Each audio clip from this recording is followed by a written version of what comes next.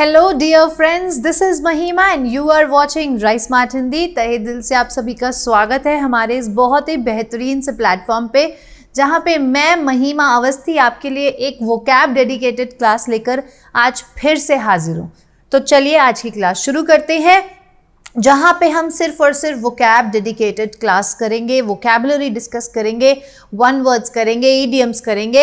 इस particular class में हम सिर्फ वोकैबुलरी पे ही ध्यान देते हैं, ठीक है। कोई ग्रामर कंसेप्ट नहीं होता, लेकिन ग्रामर कंसेप्ट भी होता है शाम को 4 बजे। और कब होता है? MTS की क्लास में मंडे, ट्यूसडे, वेंसडे 11 बजे, ठीक है जी। चलिए आज की क्लास हम फटाफट से शुरू करते हैं, लेकिन प्लीज़ यार लाइक शेयर करना मत भूलना और बिल्कुल अपना रेडी हो जाओ अपने आंसर्स को कमेंट बॉक्स में डालने के लिए, ठीक है।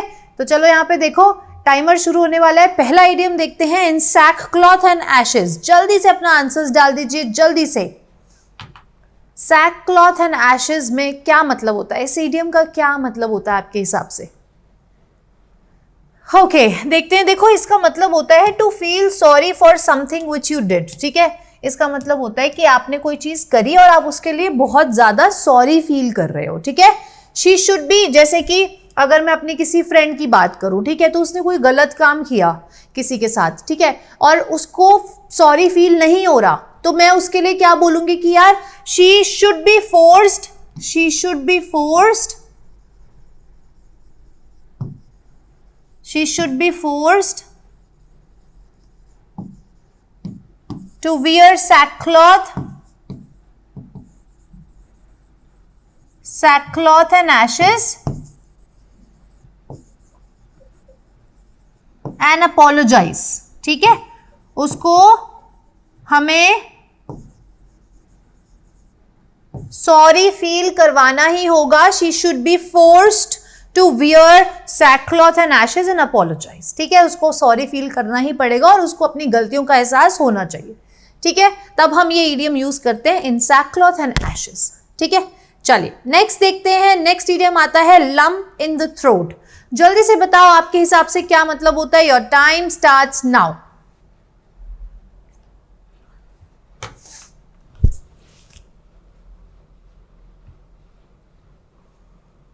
ओके जी, देखते हैं क्या मतलब होता है यार। इसका मतलब होता है एक highly emotional state of mind या फिर स्टेट। देखो एग्जाम्पल देती हूँ, जैसे अगर आपकी फैमिली में से कोई बाहर ट्रैवल करने जा रहा है, कोई बाहर जा रहा है, इंडिया छोड़ के कहीं बाहर जाकर रहने के लिए बाहर जा रहा है, और आप उसको जब एयरपोर्ट छोड़ने जाते हो तो आप रो भी नहीं सकते, लेकिन आपके जो इमोशंस होते हैं ना, वो एकदम, आपने कभी कभी फील किया होगा जब आप बहुत ज़्यादा इमोशनल हो जाते हो और आप अपने इमोशंस को एक जगह नहीं देते हो, मतलब आंसुओं को गिरने नहीं देते हो, तो यहाँ पे ना आपको कुछ एक फील होता है, भारीपन थ्रोट में फील होता है, उसको बोलते हैं अ लम्प इन द थ्रोट, ठीक है। जब मेरा भाई बाहर जा रहा था तो मेरे को भी ऐसे ही फील हो रहा था एयरपोर्ट पे रहकर कि यार मैं रो भी नहीं सकती क्योंकि मुझे अपने पेरेंट्स का ध्यान रखना है, और अगर मैं रो दी और कंट्रोल भी नहीं हो रहा था तो यहाँ पे इमोशंस फंस जाते हैं। कई बार ऐसा फील होता है ना, भारी भारी सा फील होता है, हैवीनेस फील होती है, तो उसको हम बोलते हैं लम्प इन द थ्रोट, ठीक है। नेक्स्ट देखो भाई, थर्ड आता है ग्रिस्ट टू वंस मिल, ठीक है। ग्रिस्ट टू वंस मिल, जल्दी से बताओ क्या होगा answer. grist to one's mill।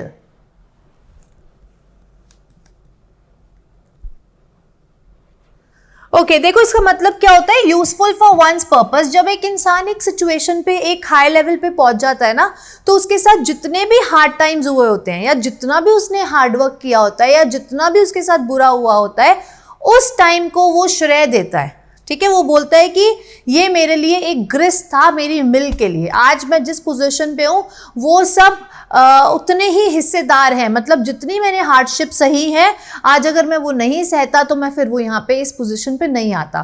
तो इसका मतलब होता है यूजफुल फॉर वंस पर्पस। जब आप लोग वो मुकाम हासिल कर लोगे तो जो अभी का आपका टाइम है ना, वो बहुत ही यूजफुल कहलाएगा, क्योंकि इसी टाइम में आपने वो मेहनत करी है और इसी टाइम में उस मेहनत ने आपको इस लायक बनाया है कि आप उस पोजीशन पे पहुंचो, ठीक है।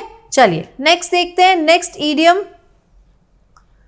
कैंगरू कोट, ठीक है। कैंगरू कोट का क्या मतलब होता है, जल्दी से बताओ। Your time starts now.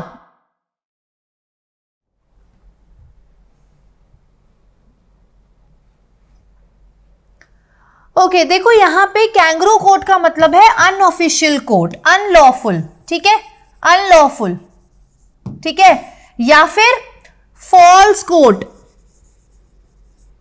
False coat, उसके लिए हम यूज करते हैं कैंगरू कोट, ठीक है, कैंगरू नहीं घुस गया है कोट में, kangaroo coat is unofficial coat, ठीक है जी। चलिए नेक्स्ट, कचहरी, यहाँ पे कोट का मतलब वो ब्लेजर वाला कोट नहीं है, कचहरी वाला कोट है, ठीक है। चलो नेक्स्ट देखते हैं, वूल गैदरिंग। वूल गैदरिंग का क्या मतलब होता है? आप लोग जल्दी से अपने आंसर्स कमेंट बॉक्स में डालो भाई, जल्दी जल्दी।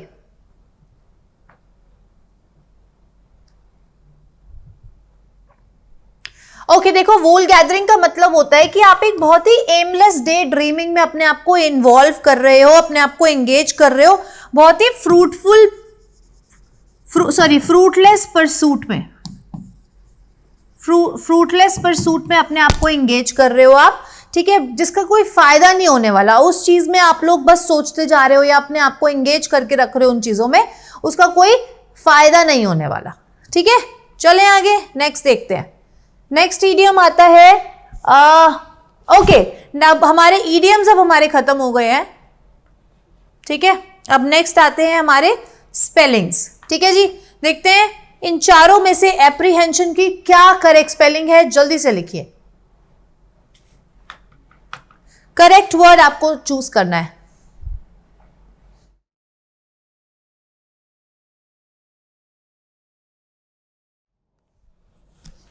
ओके देखते हैं कौन सी करेक्ट स्पेलिंग है। देखो लास्ट वाली एप्रीहेंशन, जिसका मतलब होता है यार आपके अंदर ना एक अजीब सी एंजाइटी या फियर होता है, ठीक है, एंजाइटी या फियर किसके लिए? कि कुछ गलत होने वाला है, that something bad is going to happen, that something bad is going to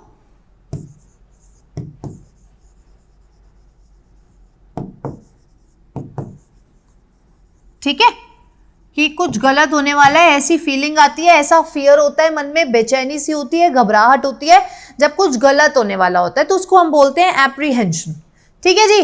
चलिए नेक्स्ट वर्ड देखते हैं। सेवेंथ वर्ड आता है हमारा एक्विजिशन, ठीक है। एक्विजिशन का क्या मतलब होता है, जल्दी से बताओ, अपने कमेंट बॉक्स में आंसर्स डालो जल्दी से।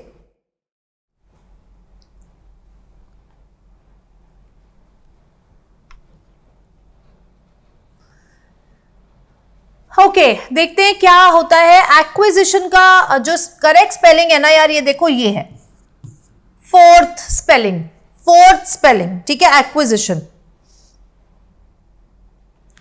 ठीक है जी। और इसका मतलब क्या होता है? Process of getting something, process of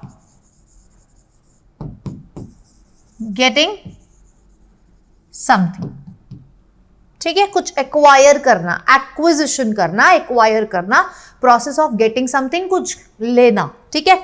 चलिए नेक्स्ट वर्ड देखते हैं जल्दी से, मैरीटाइम। मैरीटाइम का क्या मतलब होता है, जल्दी बताओ। मैरीटाइम, ओके देखो पहली बात तो करेक्ट स्पेलिंग जो है ना वो सी है, ITI, ठीक है, और इसका मतलब होता है something which is connected to sea, connected to sea, naval, marine, ठीक है, एक्सेट्रा, ठीक है, इन चीजों से जो जुड़ी हुई चीजें होती हैं उसको बोलते हैं मैरीटाइम, ठीक है जी। नेक्स्ट देखते हैं, नेक्स्ट वर्ड आता है क्वेंट। बताइए क्या मतलब होता है, मतलब क्या करेक्ट स्पेलिंग है क्वेंट की, क्वेंट की क्या करेक्ट स्पेलिंग है?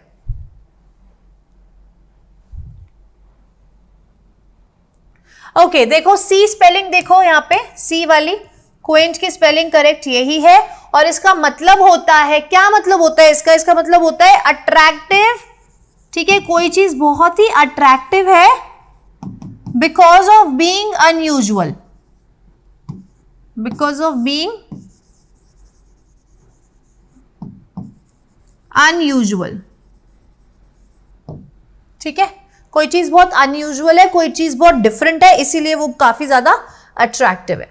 नेक्स्ट देखो असेंडेंसी, एसेंडेंसी, ठीक है, बताइए क्या करेक्ट स्पेलिंग है? एसेंडेंसी बहुत बहुत बार पूछी गई है एग्जाम्स में, बहुत इंपॉर्टेंट स्पेलिंग है असेंडेंसी,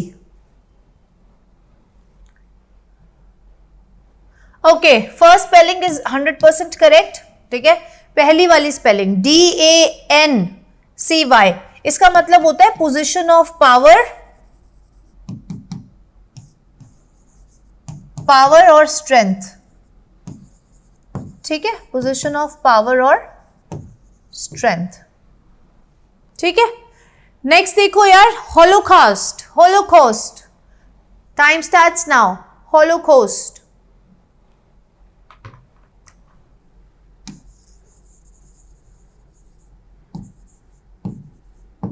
देखो इस वर्ड का मतलब होता है फ्लड आना, प्रलय आना, ठीक है। तो पहली स्पेलिंग बिल्कुल करेक्ट है, होलोकॉस्ट, ठीक है जी। नेक्स्ट देखते हैं, नेक्स्ट वर्ड आता है हमारा रेवरेंशियल। रेवरेंशियल बताइए भाई, reverential.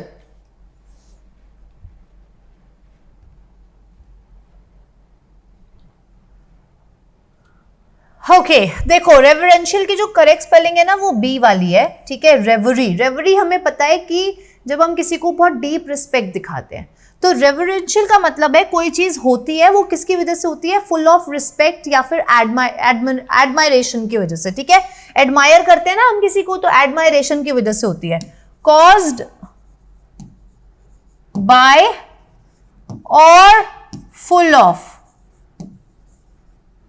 caused by or full of respect or admiration, admiration, ठीक है। नेक्स्ट देखते हैं, नेक्स्ट वर्ड आता है मेटिकुलस। मेटिकुलस क्या मतलब होता है, जल्दी से बताइए कौन सी करेक्ट स्पेलिंग है। ये वर्ड हम बहुत बार कर चुके हैं, मेटिकुलस।